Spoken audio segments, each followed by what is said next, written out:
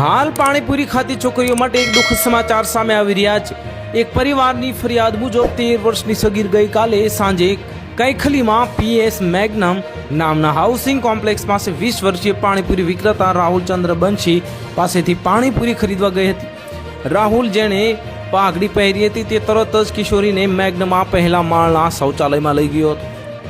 ત્યાં તેણે કથિત રીતે પોતાનું પેન્ટ ઉતાર્યું અને તેના ગુપ્ત ભાગોને સ્પર્શ કર્યો હતો અને પીડિતાના પિતાએ પોલીસ ફરિયાદમાં એવો પણ આરોપ લગાવ્યો હતો કે રાહુલે કિશોરીના ગુપ્ત ભાગો પર પોતાની લાળ પણ લગાવી હતી અને પાણીપુરી વેળાએ જે કિશોરીને આ વાત ગુપ્ત રાખવાની અને તેને ચીસો ન પાડવાની ધમકી આપી હતી।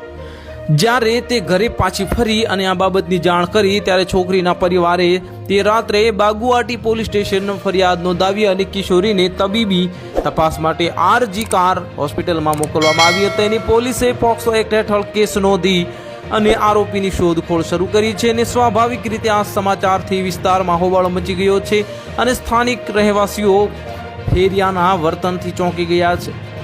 આ સગીરાને શૌચાલયમાં લઈ જઈને તેનું જાતે શોષણ થયું છે અને જે કોર્ટમાં એક માણસ કથિત રીતે પોતાનું જે પેન્ટ કાઢી નાખવા અને પોતાના ગુપ્ત ભાગોને સ્પર્શ કરવાનો આરોપ છે। આ ઘટના બુધવારે સાંજે લગભગ 7:45 વાગે બાઉગાટી જે પોલીસ સ્ટેશનના કૈખાલી વિસ્તારમાં બની હતી અને આ પોક્સો એક્ટ હેઠળ કેસ નોંધાયેલો છે અને આરોપીની શોધ ચાલુ છે।